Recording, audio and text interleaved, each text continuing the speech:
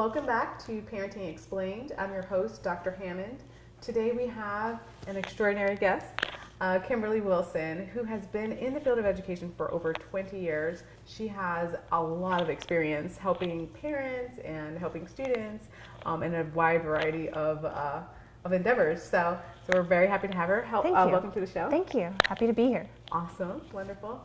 So really, it seems like there's just this notion of self-confidence and self-esteem, and children are lacking it nowadays, it seems like.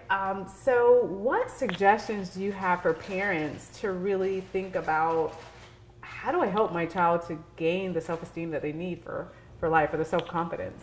Self-confidence starts from within. Mm-hmm. So you as a parent have such a close relationship with your child that you're going to already know where their strengths are. Right. So my number one piece of advice is to focus on those strengths and recognize those strengths. So if you are superior in the way that you set the table, then I would tell you as your parent, I really appreciate how beautifully you set the table. You take pride in what you do. Right. And when you start giving your child the ability to recognize their own strengths and take their own pride in that self-confidence is just going to continue to bloom and grow, and you can continue to add extra pieces on to help encourage them to try. Right, I love that. And I love the example that you gave also about setting the table, for example, because oftentimes I think when we think of strengths, it has to be something big, huge. Like you're making straight A's, or you're the best basketball player or something like that, but really it can be something that very small is huge to the child, especially if it's a child that already is experiencing self-confidence issues. It's just something very small that you can recognize that might not normally be recognized. It's the little moments that matter, not the winning the all-star basketball game. Exactly. It's being so focus on the little things too. In every day. Love that. I really like that so much. I also really liked on your Instagram page, you had something that said, if you want your child to value perspectives, that you have to first value theirs, which is so important. Tell us more about that. Correct. Well, you have to lead by example. Mm-hmm. You hear it all the time, but actually doing it is something else in its entirety. So if you want your child to value what you have to say, you have to show them that same respect first and foremost. Stay true to your word, and that's how you respect others, is through self-respect. So when you say, we're going to do X, Y, and Z, or we're going to go to Target after school, you got to do it. Right. Or you need to say, tonight I'm just exhausted, but don't make promises that you can't keep. And that's where all of those respects start with. Show them that respect. Love that. Treat them like you would any other adult. Don't treat them any differently because they're a child. And when you do that, the rapport builds. Right. So valuing them, because a lot of times we hear parents will say, oh, my children don't listen to me, and then children will say, my parents just don't understand me. But really, like you said, taking the time to value them and show them respect is really important as well. Absolutely. I love that. Absolutely. I really do. And similarly, though, there are some challenges that many parents and children are facing. What are some of the more common challenges that you've seen families go through, and how can they really improve on these things? Families are the closest unit out there. Yes. You live, breathe, eat, sleep, all of these things together. And so with that being said, it's difficult to lose perspective. And perspective, as I'm sure you know, is everything. Yes. So the challenge is to stay in tune, not let the little things slip, and to really just understand the close proximity in which you're already residing, but don't prejudge what someone else is going to do. Feel free to keep that open door. Just because you live in the same household doesn't mean that you're necessarily having the right conversations. I love that. So stay in tune with each other. I really like that, because like you said, there's sometimes this notion that you're a family, it's one big happy family, because you're in the same house, but that's not always the case. Correct. And there are conflicts that arise. So basically you're saying to take the time and to address it. Don't sweep it under the rug. Exactly. So what other things have you seen as maybe challenges and things that you feel like parents really should start to work on to help their family unit?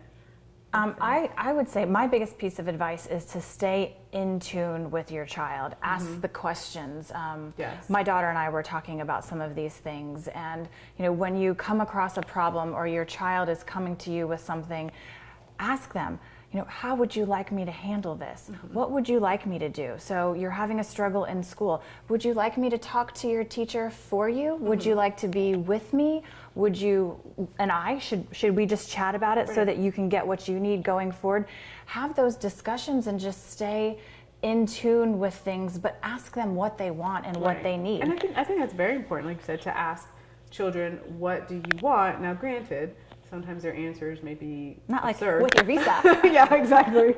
Or a trip to Disney World or something like that. What help do you need? How can I help you? Right. And that's something that parents, maybe we don't often ask enough. How that can comes I help back you? to the respect piece. If you're treating them like an individual that you respect and you adore and you love unconditionally and that you would change the world for, then take that small step to say, how can I help you? Instead of just assuming that you know what they need. Right. And even, what about parents that maybe there's 2 or 3 children in the household and one child may need one thing, but another child needs something completely different? Can you, sort of speak to that? Oh, firsthand. So I'm an only child, but yet I have 2 children, and they are completely different. And you and I have discussed this because I don't know why in my however many years that I've been doing this that I would think I would get the same child. Yes. I hear parents say this all the time. The first one is this and the other one is this. They're so completely different. So it really is. It's nice because who wants the same of everything? Right. It comes with its own fun ride. But definitely look at each child's strength and weaknesses and don't just treat it as a one-size-fits-all hat. That's one of my favorite phrases because it's individuality that sets us apart and differentiates us and makes us beautiful. And I love that. I love that piece that you mentioned about the individuality and to make sure that sometimes you do have to treat 2 children completely differently because they have different strengths and different needs for sure. So that is awesome. Thank you for those great tips. Oh, my pleasure. We will be back right after this.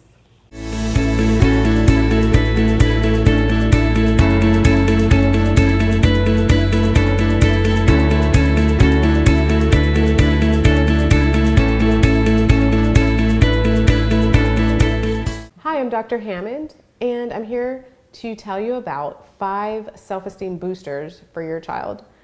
Number 1, explain to your child that no one is perfect. There's a lot of children that struggle nowadays to be the perfect child, to be the perfect student, and think that they're going to be perfect in life. That's a very hard standard to live up to, and it's unrealistic. So explain to your child that no one is perfect and focus on their strengths. The second thing, make sure to spend one-on-one time with your child. I know as a parent that you're very busy, but it's so beneficial to spend that one-on-one time with their child. In years of working with children, the number one thing that they said if they've wanted from their parent is to spend one-on-one time with their child. Hundreds of children have told me that. So be sure to spend one-on-one time with your child. The third thing is to make sure that you're praising your child and tell them that you are proud of them. They hear so much negativity on social media and so much negativity from school and other outlets. So be the one that praises them and tell them that you are proud of them. The fourth thing, again, as a reminder, focus on their strengths. Tell them the things that they're good at. Remind them that it's okay if they like art, maybe you like music or sports, whatever they are into, make sure that you focus on those strengths. And number 5, make sure that you encourage activities that they also enjoy.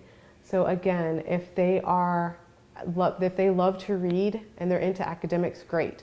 If they love art or music or sports, wonderful. Make sure to encourage the activities that they enjoy. Thanks.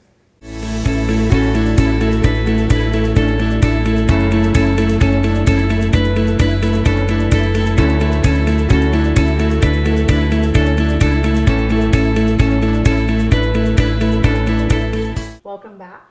We have with us today the lovely Kimberly Wilson, giving us some amazing tips to help you in your journey through parenthood. So one of the things is that parents sometimes struggle with is if they have a child that is highly able, some people would say a gifted child or a very intelligent child. What do I do with this child? Because they're so smart and they just reason on a completely different level than their peers. So what are some suggestions you have for parents to sort of navigate through that process? Research, number one. You have to identify them kind of early on, and there's not a lot of formal ways to identify a young gifted child. And when I say young, I mean, you can see it, I can see it in 2s, 3s, 4s. You just know. There's some great checklists that are out there that you can look at. But moving forward, once you've understood that your child is truly a highly able individual, one of my top things for parents to understand is that usually that child is very sensitive.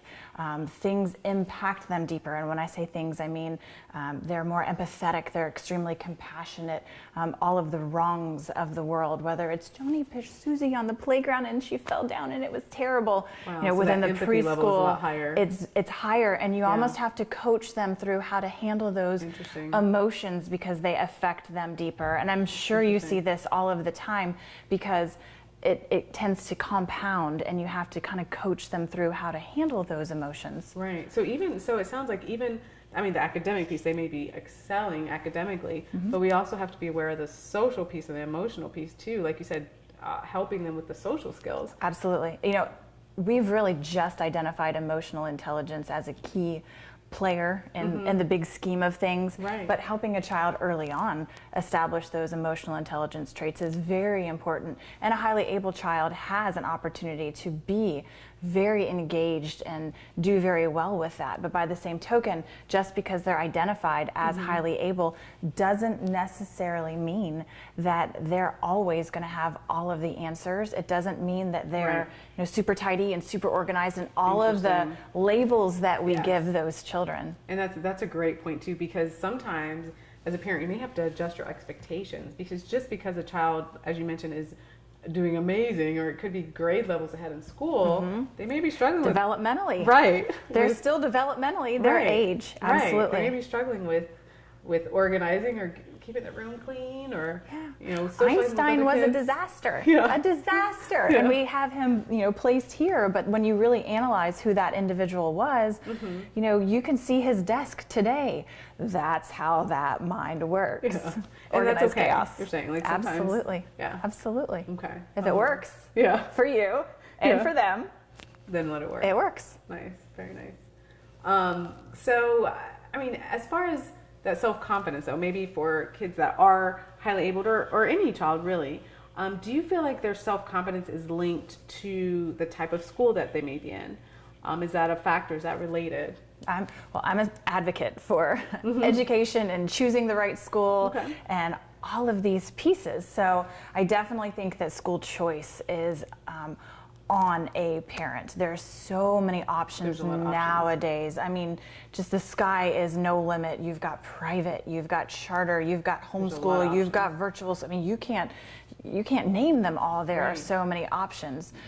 But my biggest piece of advice to all parents is to look at this not necessarily from the perspective that was applied to you during your own education. More than likely, that was decades ago. And that's a great tip. Times have changed. Times have changed a lot. So, we're in 2017 currently, and really thinking about doing something that maybe happened in the 70s or 60s or something like that. Just because it was right for you doesn't mean it's right for your child. That's a great point. So leave no stone unturned whenever you're looking for the best choice for your child. Pursue things that wouldn't normally be on your radar. When I was growing up, homeschool was something totally different than it is now. Now there's even something called unschooling.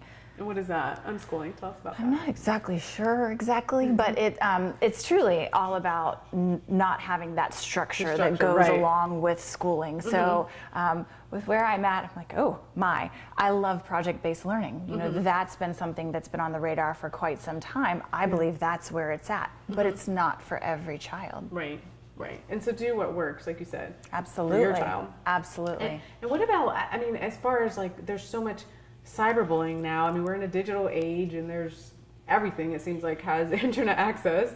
So what would you say to parents to really keep their child emotionally healthy throughout the noise, if you will, of all the social media and digital things that children find themselves? Online is such a dangerous place for those young minds who haven't had, insults or other things coming their way. Right. And sadly, online, you have there's no consequences. You can say something ugly to someone else and you're behind the veil of being unknown. Right. This comes down to the school experience the same as the online experience. When you get into a massive school to where a child is just a number, then there's more instances of bullying because you're not sitting next to that person to have lunch every single day. Right. And you're not going to pass their mom on the street and she's going to grab you by the ears like what would have happened in the 50s if you had done something like that. Online is that now kind of danger zone. And you have to be cautious with what happens with your child. Stay in tune. Right. That's a great point. And it is hard. I mean, none of us can be with our children 24/7. But as you mentioned, just to make sure that you're on top of things as much as possible. Absolutely. Especially in this digital age, it seems like. So great tips. Thank you so much. And we will be back right after this.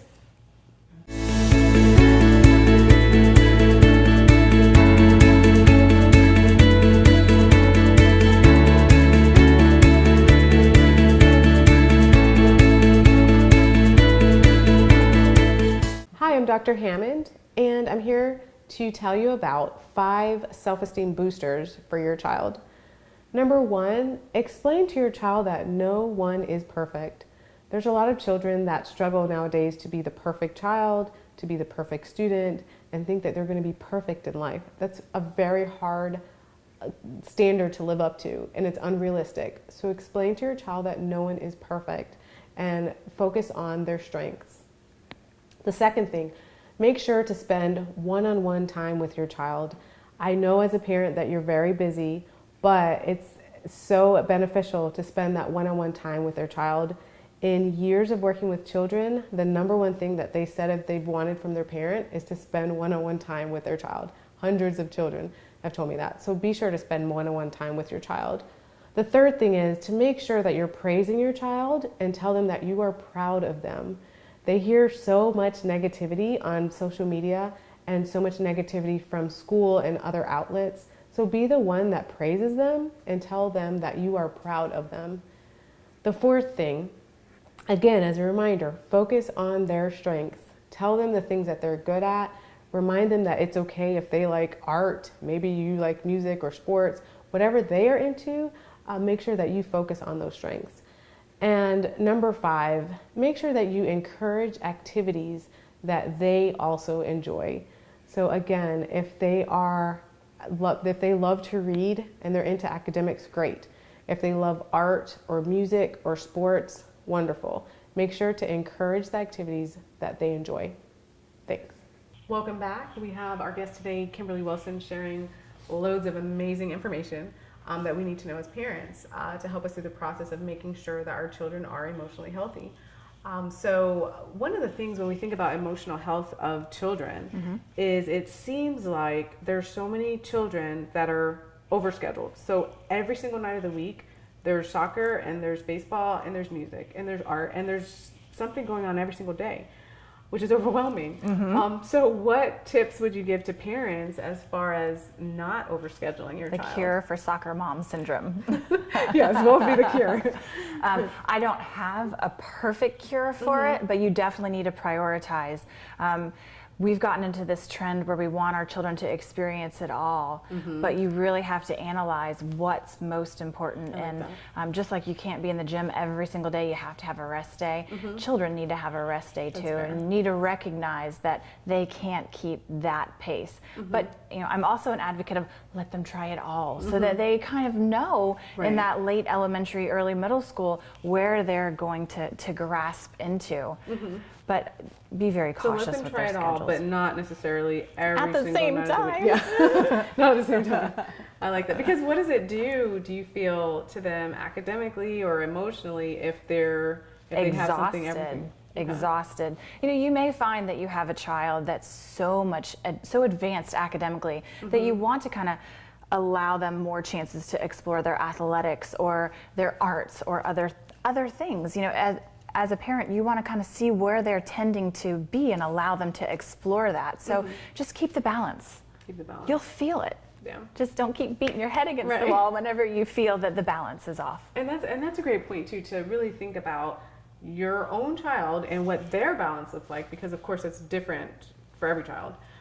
So great tip on that. And I also want to talk a little bit for parents, because a lot of times we focus almost the entire show about children, but what about parents that are super busy? Of course, how important is it for them to take their own time to care for themselves? And how can they do that? I love this. And one of the things I often say is, you know, nowhere does it say that parents have to be superhuman. You have got to take care of yourself because nobody else is going to take care of you. And if you spend it all, then you won't have any left to give in the care of your child. You will be so frazzled and so frustrated that your relationship, not just with your child, but overall is going to suffer. Right. So that's, I mean, and those are really great points too, because really and truly, and I mean, as many parents, you want to do what's best for your child, but one of the things that is best for your child is really making sure that you take the time for yourself. Absolutely. To make sure that you're healthy as possible. Absolutely. So great tip. Love that. Is there anything else that you wanted to add about helping parents to help themselves in the realm of self-care? You know, just because you're taking care of yourself, you know, you may need to have some of your own time for yourself, but that doesn't mean that you can't include your children in some of these things. As parents, parenting is this new phrase that's come up as the baby boomers have had children, and there's no prescription to be the perfect parent. You get to choose your destiny in this. You get to decide how you're going to enjoy this journey. And you know, whether that means you're going to plan girls trips and we're going to the mountains, or whether that means you're going to plan a trip and you're going to take, you know, just one of your children to the mountains and enjoy them. It's up to you to decide how you want to paint this picture. Okay. And tell us, as we wrap up here, tell us about your books. My books. Well, the first one is the first one is Choosing the Right Preschool, and then the next one is Smart Cookie Recipes, and it's how to raise a successful child. And tell us about your website. It's at KimberlyKWilson.com, and you can see the links for my books. That's my blog. Smart Cookie Recipes has a website itself, smartcookierecipes.com. Awesome. Thank you so much. My pleasure. It's been a pleasure. Yeah. Thanks.